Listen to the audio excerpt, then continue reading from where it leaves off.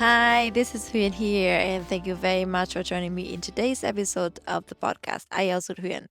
This podcast is dedicated to people who are self studying for the IELTS exam, and I think it is very much needed for a lot of people.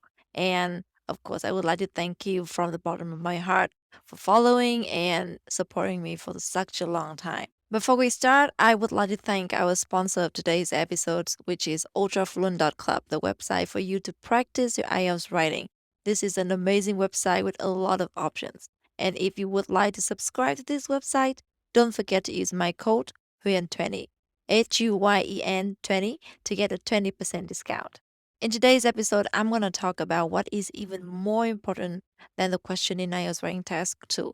And I think there are a lot of misconceptions what you need to do, whether you need to use a template, or if you don't use a template, what's going to happen? If you use a template, what's going to happen? I have to be frank with you that I am not a big fan of templates. I do not teach my students to use templates.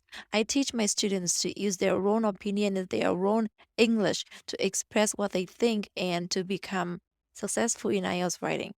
What's so funny about IELTS is that if you know, you know. If you don't know, you don't know. If you know, you get high scores. If you don't know, you don't get high scores. That's it.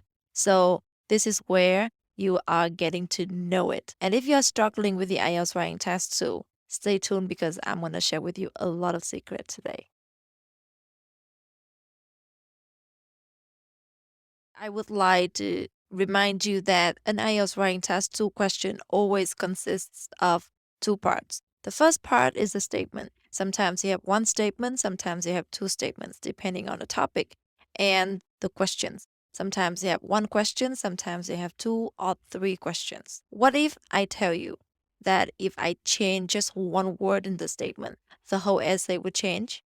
Do you believe that? You should because it's the truth. I often see IELTS candidates looking at the questions, not the statements. They analyze the questions, they try to understand the questions, but they don't understand the statements.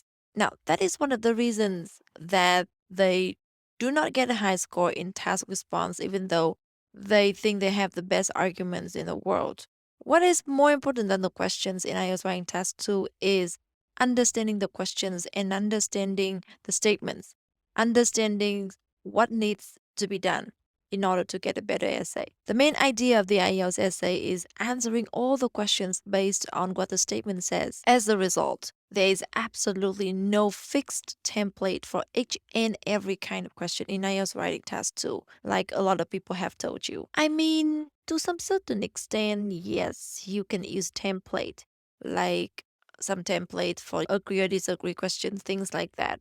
But if you really want a high score, like 7 and above, using a template might not be a good idea because you need to be very, very, very lucky in order to get high score because the templates only cover some parts of the essay. They don't cover everything. They don't really express everything, express your true potential of English. I think that you need to be mind-blowingly lucky in order to get very high score, even 7 if you are using a template. I mean, if you want to use them, but honestly speaking, it's not my recommendation. That is why in today's episode, I'm going to show you what you need to pay attention to, or in other words, what you need to look at in order to understand the statements better, understand the questions better, so you get a better essay.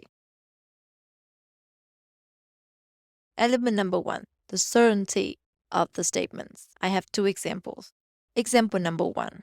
Some people say that history must be compulsory at school. Do you agree or disagree?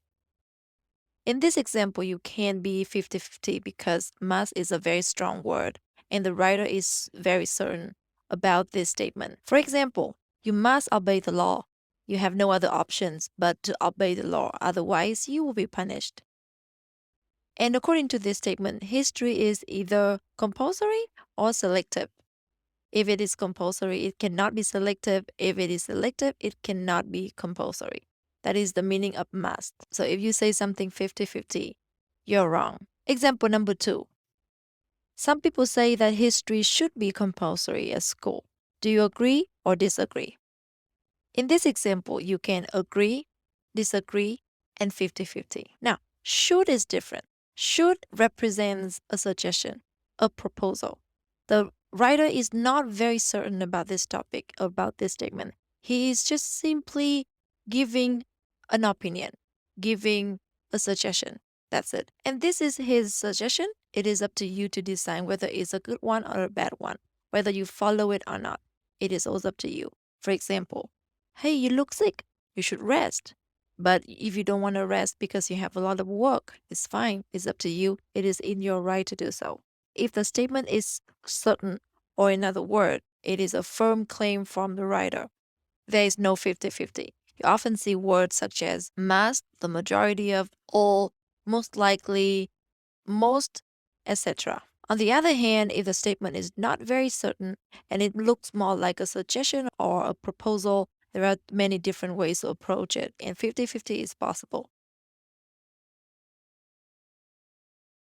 Element number 2, the objective of the essay. The objectives of the essay is the main idea of the essay, which can be expressed by answering all the questions given in the task. Let's look at example number 3 now. Nowadays, people tend to buy cheap but low quality products. What are the advantages and disadvantages of this trend? I just have a very quick question for you. In this question, should we express our opinion whether this is a good trend or a bad trend? The answer is no. You don't need to give your opinion here. You don't need to give any of your insights here because the question requires you to point out the advantages and disadvantages of this trend, not your opinion about this trend, whether it's good or bad. It can be good, it can be bad, it can be both, but it's not your job to express that here because you are asked to point out the disadvantages and advantages of this trend only.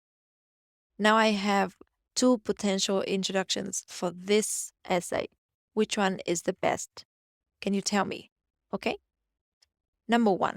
These days, consumers often opt for economical but low quality products. This essay aims to discuss the benefits as well as drawbacks of this tendency. Number 2. These days, consumers often opt for economical but low quality products. Although there are some benefits from this tendency, drawbacks are inevitable. Just take a few moments to think about these introductions and tell me which one is correct. Number 1 is correct and number 2 is incorrect. The reason why answer number 2 is incorrect is because when we use although, we tend to focus on the second clause, which is drawbacks are inevitable. But this is not the objective of this essay, as I mentioned above, right? This answer is appropriate for questions such as do the advantages outweigh the disadvantages? Or is this trend positive or negative? So as you can see from the example, different questions generates different approaches for the IELTS essay. In other words, it generates different objectives of the essay. Let me go back to the idea of using a template.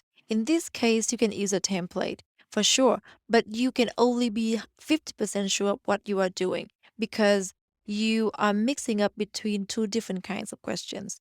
That is the reason why you need to really understand the questions. And in fact, understanding the question is not that difficult, you know? There are not many common questions in IELTS writing test 2 which constantly appear in your exam. So if you study all the questions, you will not find them difficult at all. And of course, if you don't, they are quite difficult, right? Self-studying is not that difficult, but if you need somebody to check your IELTS writing, don't forget to use the services on ultrafluent.club and use my code Huyen20, Huyen 20 to get a 20% discount. On the other hand, if you find self-study a little bit more difficult than you think, I also provide classes.